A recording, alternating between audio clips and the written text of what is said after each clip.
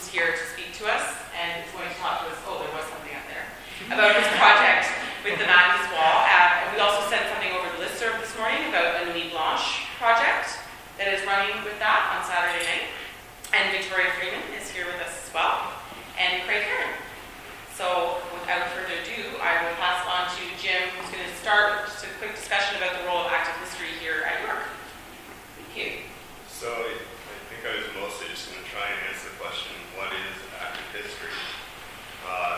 Normally when I answer that question is really that we try to avoid defining it as much as possible. Leave it open to a lot of different interpretations and different possibilities. So it started with discussions over the years with Lisa Heltz, who's the only sort of founding member who isn't with us today. She's in Victoria. After she finished her course, and Lisa's the most driven person on the planet, so instead of just relaxing, she was already trying to think about what she was going to do next.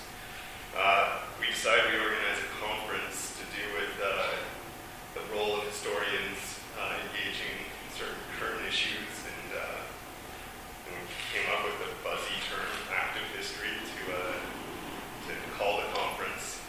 It was Victoria, Tom, and I were the other three organizing members. And then we were left with quite a bit of money after the conference, because we managed to get some shirt funding for it. And we had to think about how to do dissemination. So after a little while of thinking about the sort of standard approach of maybe publishing a book, or maybe finding a journal that would publish some of the material, I remembered a website that I'd been given a pamphlet a year before in England called History.ca.org. So this project's been going since I think about 2003 or so, and their sort of goal is to connect historians, policy makers, and media. So Tom and I began talking about maybe we can do something like this in Canada. And so that is where the idea for ActiveHistory.ca was born. Active History has also become a standing committee, or I don't know what the formal term for it is, but a committee of the CHA. We managed to do that this past May, so I encourage all of you to look for a lunch meeting next year and join us through that way as well. So I'm just going to spend another 2 or 3 minutes talking about what is ActiveHistory.ca, the actual website, and I'll leave it up to the other three panel members to talk about other forms of active history. So we're actively soliciting papers for the website. And the idea is to try and get a wide selection of fairly short but still sort of thoughtful and rigorous papers connecting current issues with their historical past. And this is the model of the British website. We just sent out another call for papers over at Reach Canada, so some of you might have seen that yesterday. But we're happy to say that we should have 2 or 3 papers posted in the next month or so. There's a few that are working through our system or have been promised. And the promised ones, who knows when they'll ever arrive, but they're starting to feel more and more guilty about following through on this promise. So we hope to see them soon. So this is what our website looks like. So I'm just stealing this PowerPoint from going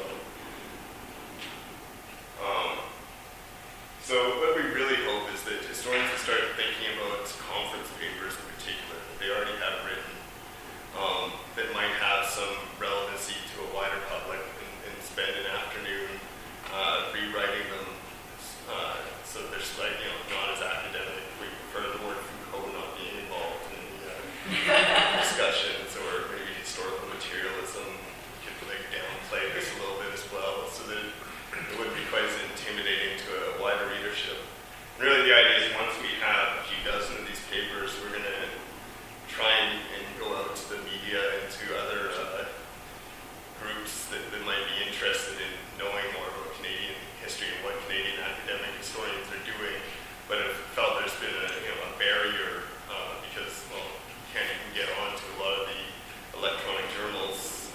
It's hard to get into Robarts, and the writing style and length and approach taken most academic history is a real barrier. But in general, we found that for some reason economists have been very successful at taking part in the national conversation. Reporters go to them all the time. What we sort of hope, and we don't really have the ultimate answer on how to accomplish this, but at the very least we can continue to try to think of ways that maybe historians could take a bigger role in that conversation than we currently are. I found it really amazing that in all this constant conversation about the economic collapse, that we've never seemed to turn to social or economic historians to discuss the context of this collapse, and then again go to the same economists that predicted that the business cycle was more or less solved only a few years ago.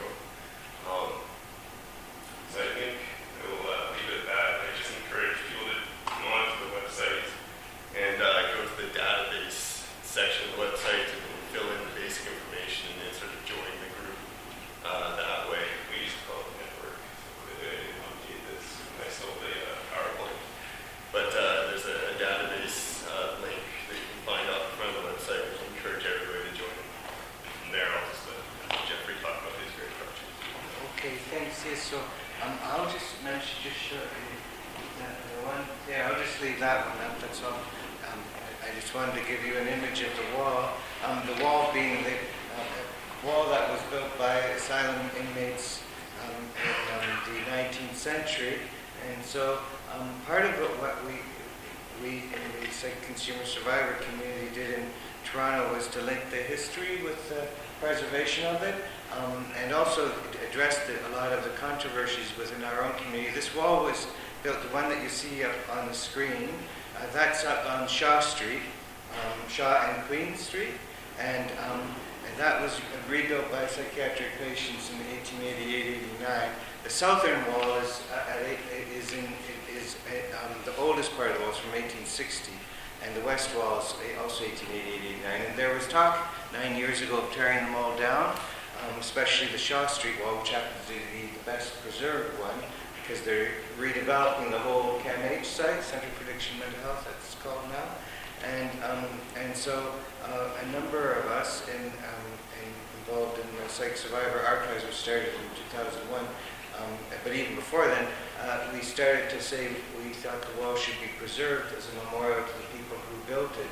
And now that, not to be perfectly clear, it was controversial in our community. There are people who hated the wall and anything that reminded them of old 999, and because of what happened to them there and people they knew.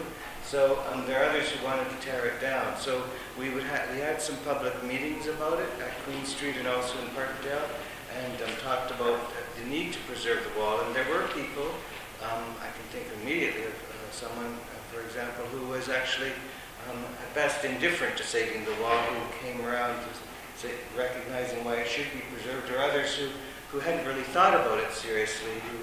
One person who actually said that she hadn't thought of, she was a former Queen Street patient, she had been on the Queen Street Patient Council, which is now called the Empowerment Council, and she said that she hadn't thought of the wall much before, and now that she realized the patients built it, that it was something worth preserving, and she actually felt a certain pride in it, even though, of course, it all represents exclusion and exploitation, because the people never got paid a penny for doing all of the work on the wall, as well as all of the other labor that was done around it.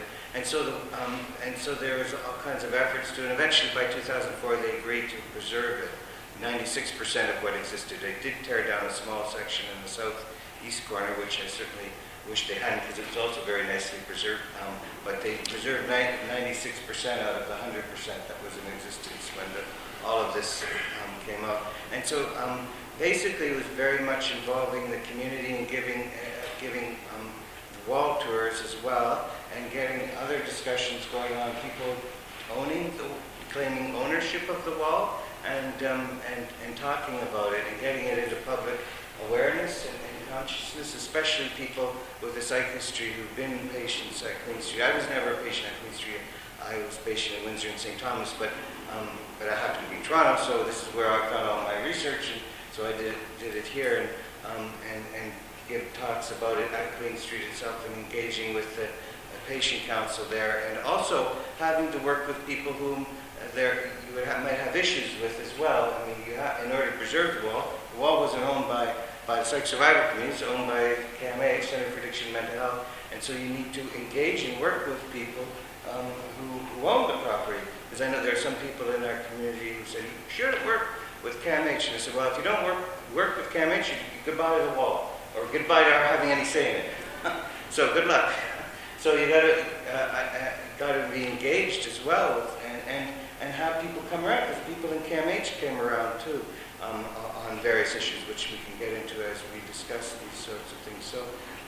So this is still ongoing now, and we're raising money for plaques for the wall as well, which is another whole issue, and the wording took quite a while to agree on, which was interesting. But it's a good symbol too, because to tear down this history would be to tear down the memory of the people who built the walls, and an example of the prejudices they've encountered in the past and today.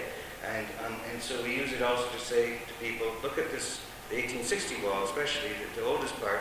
It was built 7 years before Confederation, the year Abraham Lincoln was elected president, and it still stands. So anybody who says psych patients can't do good work, they should come down and look at this wall. And same with the Queen and Shaw. We say that this wall was 1888-89, it was rebuilt when John A. Macdonald was Prime Minister. Franklin Roosevelt was 7 years old, and Charlie Chaplin was born that year. So, and so people identify with that, and it's great to have, especially kids, come on the wall tour. They ask me great questions. I just gave a wall tour on Sunday, and the boy could have been more than 9 or 10. I wanted to know why the people who built the wall were called patients, and so it's a way of engaging them also with their all of this history, and especially the people who lived it. So I think that I'll just stop there, but it's basically taking literally, no pun intended, or maybe pun intended, a concrete artifact, if you will, and actually using it to teach history, to connect it with the past, because I'll end on this. Last year I went to the Rendezvous with Madness Film Festival in November, and somebody introduced me to somebody who was there, and we were chatting, and somehow the wall came up. She said, did you know the patients actually built the wall? I said, oh, really? We were chatting, and said, yeah, she's telling me all about it. It was great. I thought it was wonderful. Somebody who had heard of it from somewhere else, and she didn't know me, and I didn't know her. And so that's exactly what I like to say. That's sort of active history. Somebody who just uses it that way in general discussion, in a way that is very gratifying and very important to preserving it. And especially that discussion has helped to preserve those walls. Without our going around and doing all of this stuff, I don't think that, certainly the east wall would probably not be around. So I'd be glad to answer more questions. Do you want to get your plug-in for Nuit Blanche? Oh yes, thanks very much. This weekend is the Nuit Blanche, as you know, and a group of artists at Center for Addiction and Mental Health, the Workman Arts Theatre. Actually, it was I don't take credit for it at all, other than it being in my book, but Lisa Brown, who is the artistic director of Nuit Blanche, had asked me about 6 months ago if I would be interested in having stuff from the book portrayed in Nuit Blanche, and I said, sure, that would be great. But only if there are people in the psych survivor and consumer community involved. The reason I said that is that 3 years ago someone did do that, and I gave him permission. He said he would use it, and he put it all over Trinity Bellwoods, and he didn't acknowledge my book, and he had 68 pop tents all about the history from all of the book. I went to every tent. There wasn't one reference to who actually did the research, and most importantly, he didn't have anything about psych survivors, consumer survivors, the people whose history it is. He is totally outside of the community, and anyways, and Lisa knew all about that. She was not pleased about that either. And so they're very carefully not to avoid that. So this is going to be a talk about this artistic sculptures of people who lived at Queen Street that I wrote about for my dissertation. We talked about at the wall. So you're all welcome to come. It's from 7 p.m. to 7 a.m. at the Center for Addiction and Mental Health in the Workman Theatre. And that theatre is going to be history very soon too. It's all being torn down in the next month. In fact, they were going to originally put it in the lobby. They were supposed to tear it down starting next week, but they got delayed, so it won't be torn down. But anyways, that's great. So it's actually in a place that will very soon disappear physically. So I'm very excited and grateful to Lisa and the 6 men and women who are portraying different people. They chose out of the book. They took different people. They looked through the book and shows characters that they wanted to. Characters, I shouldn't use that word. People who they would like to display in these sculptures. So it's their work. I'm just glad that they're doing that. So thanks for mentioning that. Okay, All right. First of all, thanks for inviting me, everybody, and it's really a pleasure to be here. I'm a graduate student at the University of Toronto, and my dissertation research is on the historical memory of the Indigenous and colonial past of Toronto. And so I want to start by, first of all, acknowledging that York University is on a site of Indigenous occupation. People who have lived and died here for many generations, particularly in this case, I believe Wendat and Neutral peoples lived right on this site. I also want to acknowledge and express my gratitude to the Anishinaabe people who signed a treaty that allowed us to live here. And I think we've done a lot of recently of sort of saying sorry, but I also feel like we should express gratitude. So that's where I'm going to start. I came to the academic study of history by a somewhat unusual route. I was a freelance writer for many years, and I did a lot of solidarity work with Indigenous peoples, and I ended up, for various reasons, writing a book called Distant Relations: How My Ancestors Colonized North America. And that was really an attempt to understand my own family history and how I came to be born into a colonial society, and what my family's history of interaction with Indigenous people was, and what their involvement in colonialism was. So that's sort of where I was coming from in going to university, and in deciding that I wanted to do more historical research. So I came here already with a framework of being an activist working on decolonization and reconciliation issues. And that has certainly affected my approach to doing history here. And also, I think it's given rise to certain challenges and opportunities. I have to say that the title, Hands-on History, Keeping History Relevant, got me going, and I wrote like 6 pages, single-spaced. So I'm not going to... Start reading. Yeah, start reading. Okay, well. The first thing that really jumped out at me was relevant to whom, and the other question was, meaningful or relevant in what way? And so one of the real challenges in the work that I've been doing is in sort of somehow bridging the absolute chasm that seems to exist between the academic discussion of Indigenous history and the actual way that most, perhaps, Indigenous people have the way they relate to that history, the way they experience it and understand it. And so, I'm going to refer to my notes a little bit. In doing my work, I've been very conscious. Well, I'll say the other challenge has been that in terms of academic research, there have been developing protocols about how to do research with Indigenous communities. And they generally call for participatory research, community-driven research, and research that is deemed to be useful to the community. And certainly around here, there's the concept, and it's an Aboriginal word, it's a Ojibwe word, Pimatasiwin, which means living well, in good health. And so there's the concept that doing history should be serving the health of the community.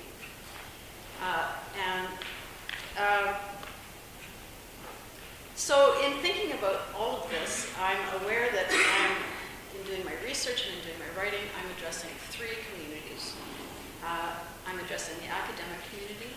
I'm addressing, in my work, the community of Toronto, Torontonians.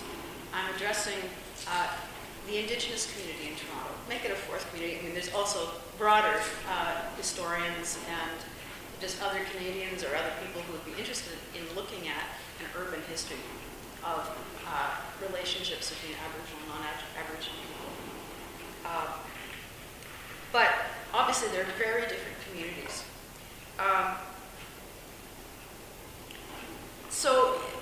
And my own personal struggle in terms of being a person who has approached Indigenous solidarity work not just from an academic or intellectual perspective, but a moral perspective, a spiritual perspective, experiential perspective, and trying to figure out how does all of that relate to doing academic history. So, on page 2.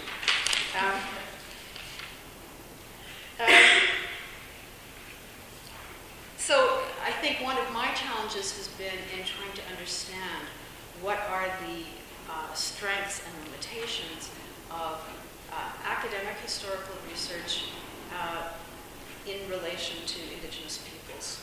And when I was talking before about this great gap that I feel, I'd have to say that certainly for some Indigenous peoples, an understanding of their own history is a matter of life or death. People commit suicide because they don't understand historical processes that have put them in certain positions. I mean, there are consequences, and I'd say for many Indigenous people, there's this experience. Their experience of history is not dates, chronologies, theories about history. It's the experience of devastation, whether it's the devastation of family, community, language, culture.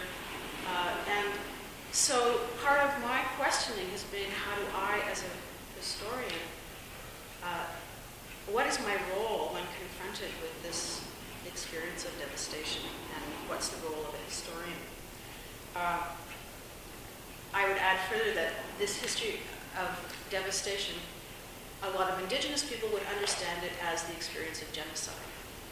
So whether or not, I mean, historians get picky about that term, but from an Indigenous perspective, it's an experience.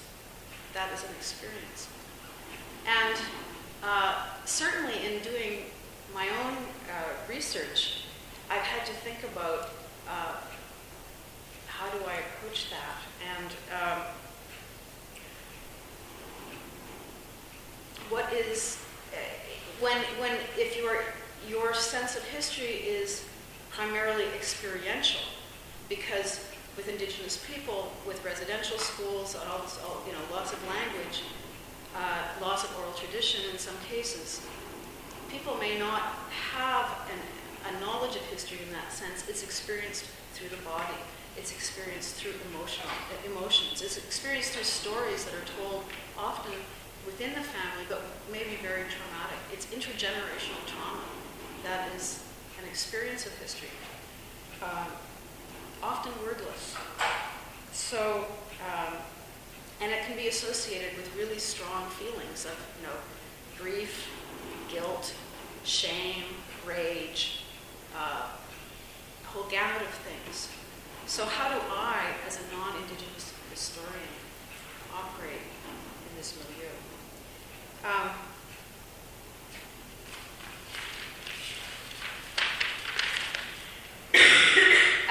thing is, for many Indigenous peoples, they have a sense of their history as being sacred. And that's sacred in the sense that it is theirs and that so much has been taken from them. Sacred in the sense that it involves their ancestors and their ancestors are sacred. Sacred in the sense that it's a matter of spirit and not just a story of the interaction of human beings.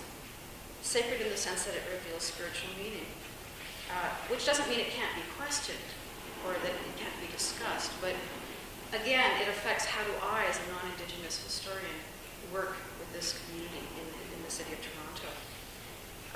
And also, on the other side, the academic side, academic history is often suspicious of any approach to history that is not purely intellectual.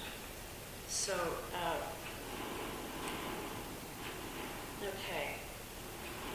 And I'm talking about my particular situation, and I recognize that people doing work in other communities have some of the same issues, some not. The other problem is, academic historians always have mixed motives. We might be very passionate and engaged in social justice issues, but we also want jobs. And that involves, we play a certain kind of intellectual game according to certain rules. We have a gatekeeping capacity, what's meaningful history, what's not. So that a lot of those factors determine how we approach history. Among other, I don't mean to be disrespectful to the traditions of the Academy, because they're also about coming to some kind of truth as we best understand it, with all the qualifications that involves. So, but from the academic perspective, the survival of a community is not really the concern of historians. You might write about whether the community survives or not, but it's not really the concern. So obviously, there's kind of a trying to bridge these two approaches is quite difficult. The other problem is, as an non-Indigenous historian, and as any kind of academic historian, the history of the colonial relationship between our peoples always stands between you and your subject matter. It stands between you and the people in the community that you might be trying to work with. And I just wanted to read a little quote here that I find kind of interesting. But you'll keep an eye on my time, right? Yeah, another couple minutes, I think. Got a couple minutes. Okay. Stephen Turner from the University of Auckland, in an article called Settlement as Forgetting, says, history in the modern era has for Europeans taken the form of an idea, capitalized as history, an object of cognition, and the basis of a discipline of knowledge rather than an affective or experiential reality. For the settler, the Western notion of history is perhaps the deepest form of forgetting, a self-constructing form of repression. So, you may or may not agree with that quote, but he is getting at just very different conceptions of what history is and what is meaningful about history.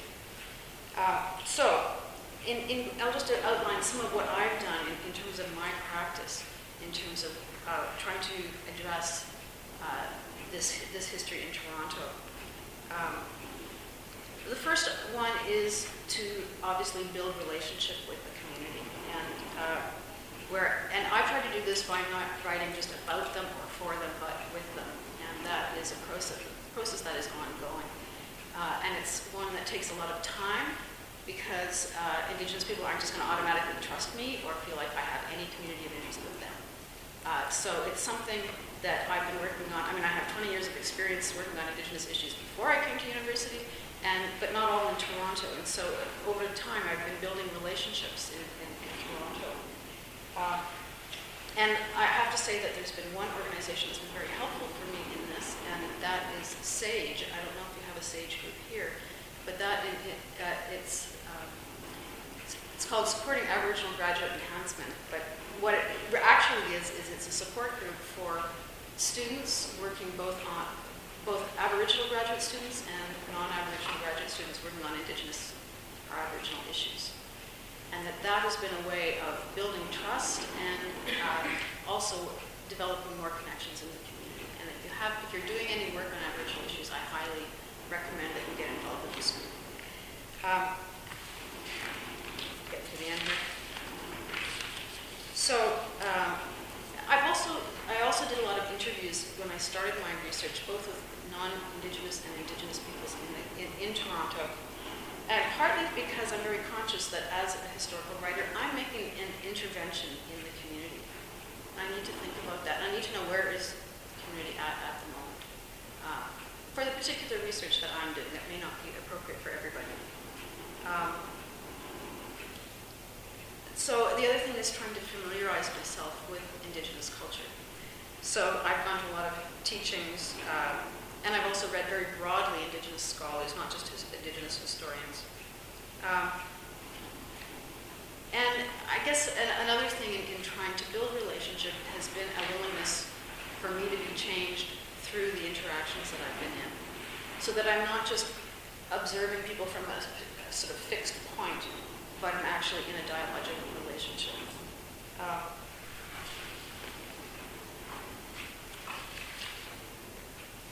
And then the other question is, okay, well, you've done this research, now what do I do with it? And like a dissertation is not necessarily the best way to bring your work back into community, and particularly in an Indigenous community where rates of education are all over the place. People may not trust books written by academics. There's so many different issues.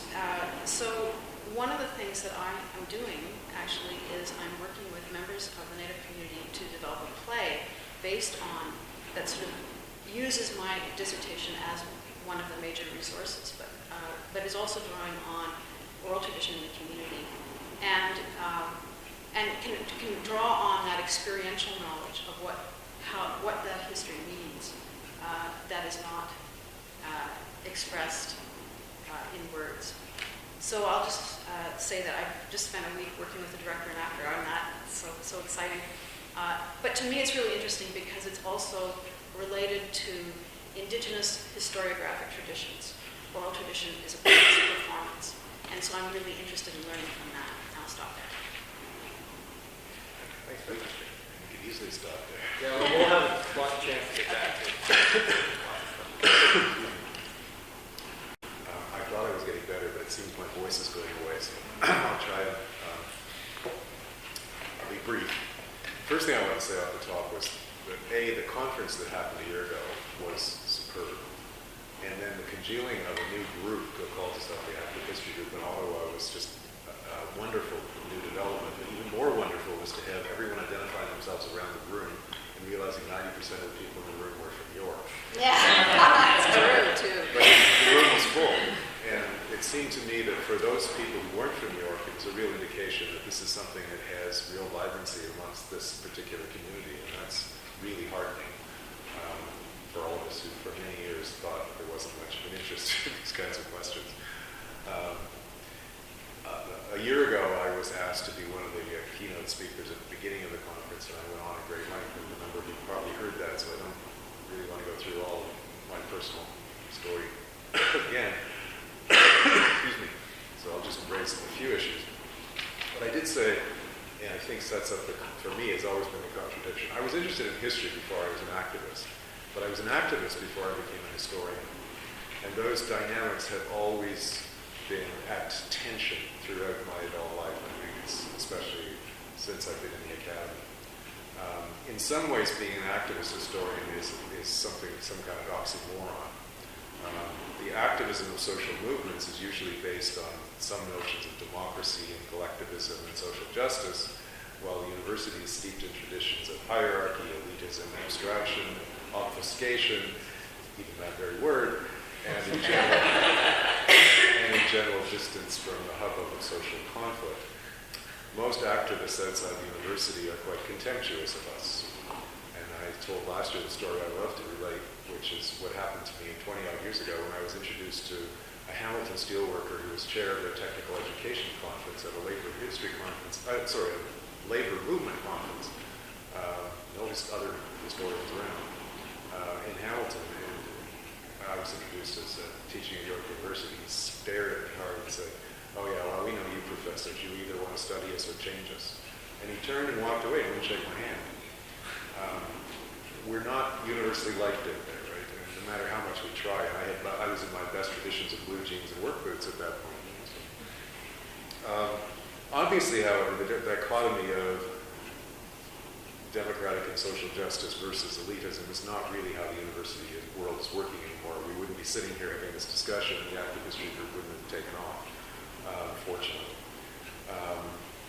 And in fact, intellectual historians have told us time and again that practitioners of the historian's craft have never been completely divorced from the real world in which they live. Contemporary concerns have almost always shaped the subjects they've chosen to research about and the theories and methods that they undertook to apply. And Canadian history, you've certainly heard plenty about how this affected the writings of Donald Creighton and Ramsay Cook and lots of others in those older generations.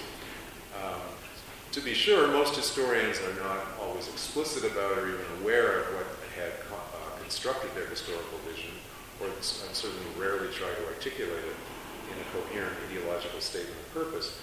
But many of them did become aware of the need to reach out and talk to a larger world, so that some of those historians I just mentioned, Donald Creighton, Jack Saywell, and so on, were on television a lot in the 1950s and 60s, long before we were all banned from television's useless talking heads. I actually sat on a PhD committee in culture and communication a couple of years ago. I was on the supervisory committee for a few years, where the woman was looking at historians and the CBC since the 1950s. And there was a real break in the 1970s. Up to that point, professional historians had a real access to the mass media that changed around the time that Pierre Berton did The National Dream. Well, it was the notion that journalists could do history better than we could. And he brought that, I don't think he personally thought he was doing that, but that seemed to be the point. And from that point on, including, of course, the famous People's History, where producers wrote the script with a little help from us, but we weren't, and certainly they didn't want any talking heads of historians on this one. Anyway, I wondered. So simply having some sense of what you're doing in some vague sense of how it fits the larger world is one way of thinking about these questions. But I think the idea of active history is obviously something different.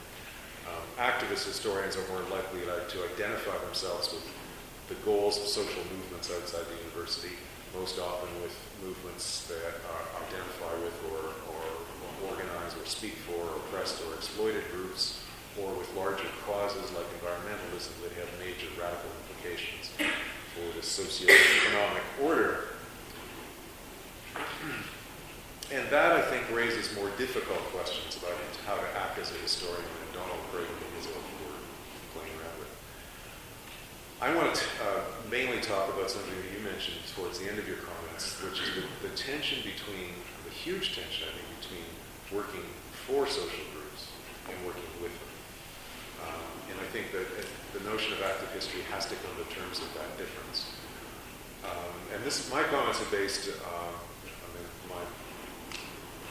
I'm supposed to be the third kind of active history. In other words, I've worked for some 30 years in different ways with labor groups, but particularly Workers' Arts and Heritage Center that operates out of Hamilton.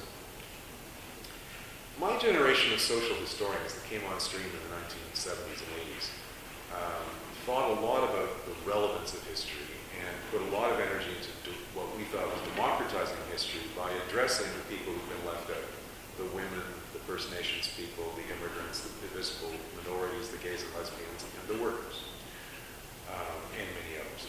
And to a great extent, we succeeded in transforming the traditional narrative. I don't think you could pick up a textbook now recognizing that those efforts have translated into a different historical narrative, and we've, I think, sensitized subsequent generations to the need to take class, gender, and race seriously in the writing of academic history. Of course, that also led to not simply a democratizing, but a lot of inward-looking to debates amongst ourselves about what all that meant and how to do it, particularly the raging debates between materialism and postmodernism, which must have left an awful lot of people outside mystified by what we were doing and trying to understand half of what we were saying to each other. But many of us also reached out to the communities we were trying to write about. And I think one way that often happens is through oral history. It certainly happens in doing First Nations history and it has happened a lot in working class history, in the more recent sources, obviously. Though that too, of course, got snarled up in the debates about the construction of memory and narrative voices. Often we were asked to, in addition to that, to bring our expertise beyond the ivory tower to contexts outside the university where groups we were writing about could benefit. We were invited, or we might have been invited ourselves. We gave lectures. We taught special classes in labor movement adult education programs. We helped prepare displays and exhibitions. We wrote non-academic pieces for publication in non-academic media, newspapers, pamphlets, and various sorts. We might also weigh in on public policy with op-ed pieces in newspapers, or interviews on TV or radio, or in some case like Bill Wiccan down the corridor did legal briefs, or Bettina Bradbury, legal briefs in courtrooms. In all these cases, we were essentially taking the insights we developed as professional historians and making them understandable to non-academic audiences. That is, popularizing what we know and hoping that expertise would strengthen the social movements we were supporting. We were allies in the cause. And I think implicitly that's what we're hoping to do through the Active History website. That often, of course, meant we were also trying to get the leaders of those communities and social movements to accept our critical perspectives on the issues in that community's history. Perhaps opportunism or treachery of different kind, personal treachery of different kinds, or racism or sexism or homophobia or whatever it was. That is what I would call working for social groups we identify. Basically deciding on our own what's best for them based on our own historical research and trying to find an audience within those communities. Often the results have been richly rewarding. There's no denying that, and often much appreciated. Back in 1996, as the Workers' Arts and Heritage Center was just opening, it was quite touching to realize the ways in which the Hamilton labor movement was taking some of the work that we'd done at that point, especially in our opening exhibition on the 1946 strikes in Hamilton, that were the great breakthrough in unionism in that part of the world, and Southern Ontario generally, and sort of taking hold of it and claiming it, and at the same point using, when they organized the Days of Action early in 1996, using the stories about the 9-hour pioneers for the day that we had fed to them, and that Hamilton had led this. They were very proud of being able to use that as part of their story, having a sense of connection with the past. I must say, many times when I've been in those kinds of contexts where I've been asked to stand up and speak or in some way communicate what I know about the past, it's not unusual that someone come up and say, wow, I didn't know it was just like back then what it is now. And to have that communication can be really quite rewarding. It has to be said that we are traditionally treated politely in those settings. But in my experience, I think we've generally remained outsiders. We're people who speak a different language, as much as we try to popularize our language. Even words like popularize is not and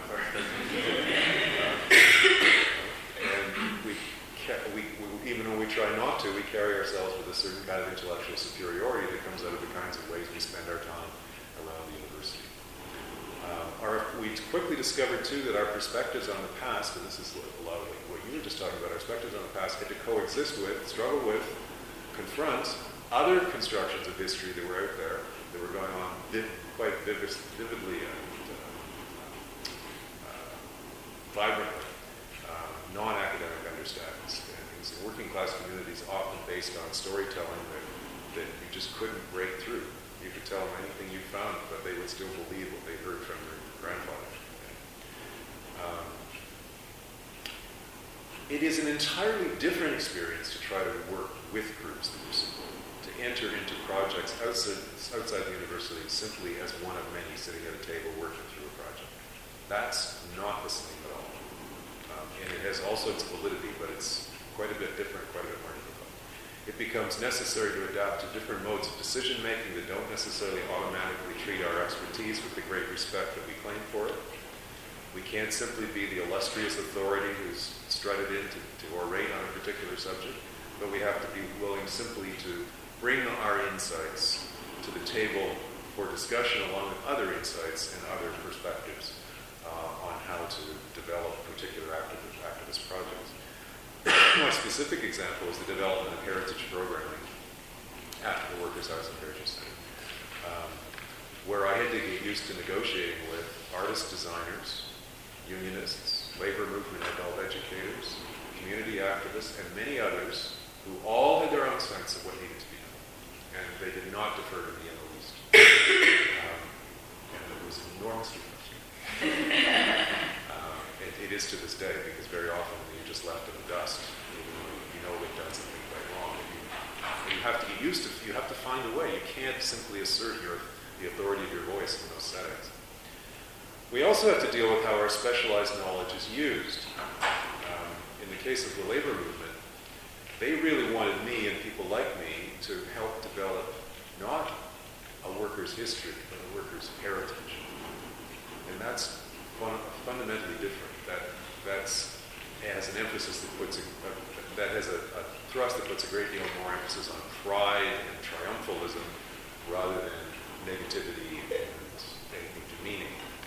And of course, that means we are more likely to withdraw our critical teeth in those situations and not to raise the kind of critical perspectives that all our instincts are telling us we want to, and that all our theoretical development has led us to understand, so that these swaggering, arrogant, sexist labor leaders have to be placated, even though you know what's wrong. Needless to say, it can be done, and I don't think after a quarter century of trying to that I can say it's a failure. It's just difficult. You can also lose out in that process just about as often. It's not easy to popularize what we know. And I think there are relentless tensions around our professionalism, whether they respect it or whether they think it deserves as much credibility as we think it does. So I could go on a great length, but I'd much rather, we've already talked too long at this side of the room, so I think it would be useful to open up more and see what other people's experience have been. And please let us not make this a question and answer session. That's a great idea there, Paul. But anybody who's got questions from the floor or would like to expand on some of the ideas that were just on?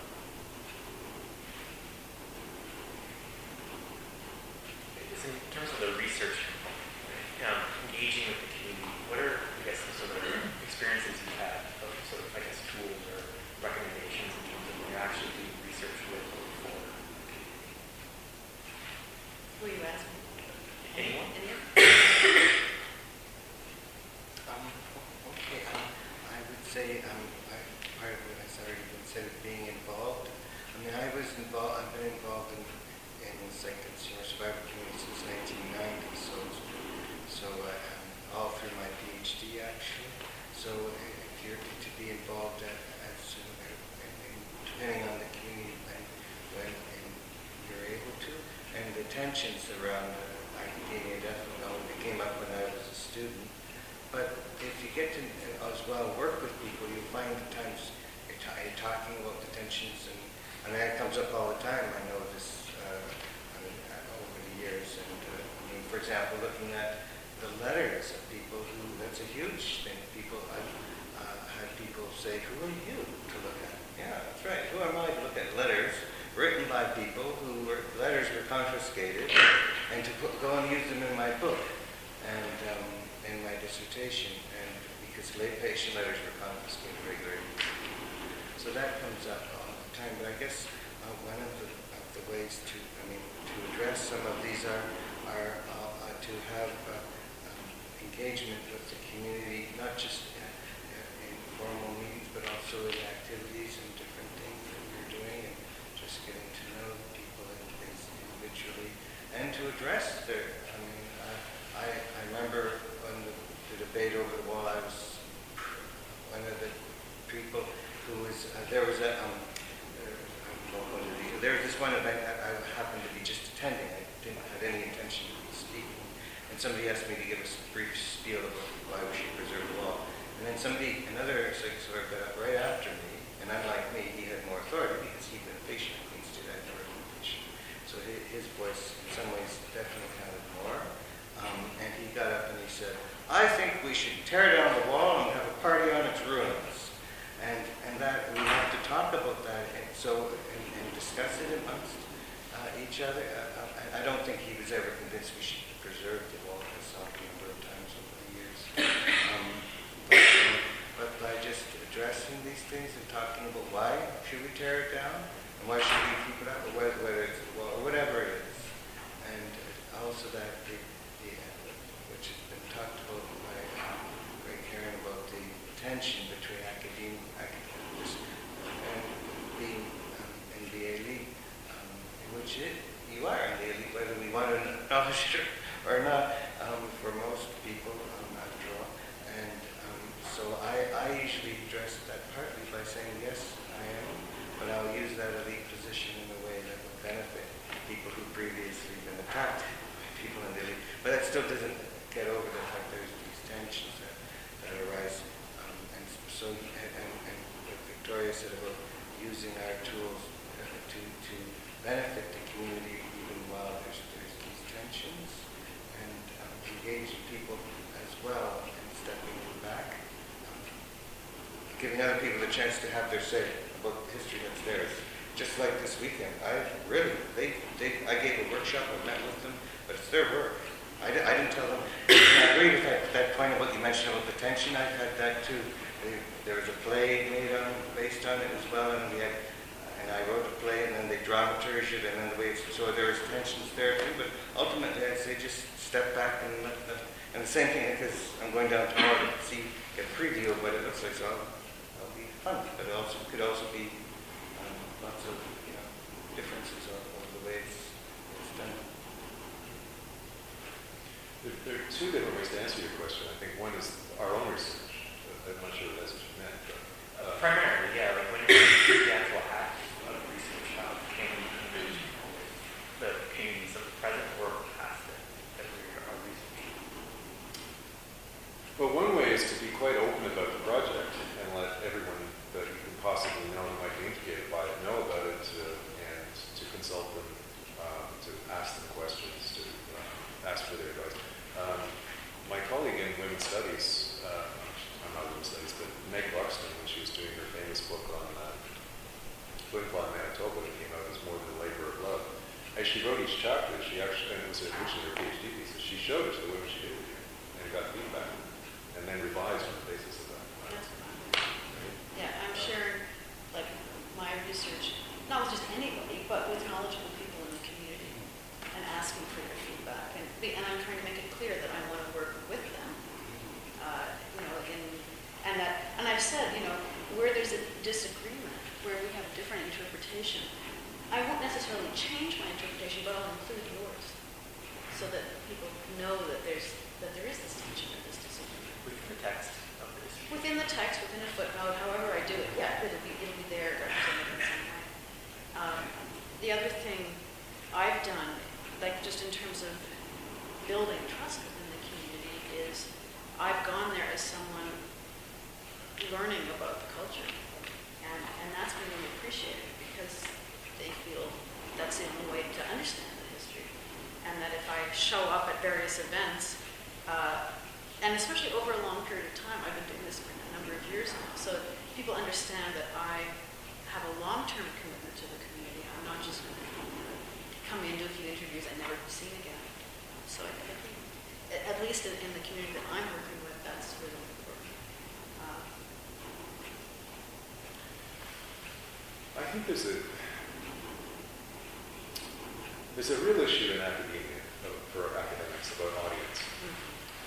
And I think we should always have that word in the plural, because I think we write for many audiences. We write for each other for perfectly good reasons, because there are things that we want to develop better intellectual understanding of that really needs that kind of hot-house academic environment. We also regularly write for broader audiences that we hope will include undergraduate students, for example. And I think this notion that we can't communicate to anyone in the larger public usually forgets the fact that we do have to deal with 17, 18, 19-year-olds who don't know very much history on a regular basis. That's part of our daily lives. But I think that probably theses and monographs that come out of them don't circulate well in the communities that we're talking about. They're not the kind of document that very many people will be able to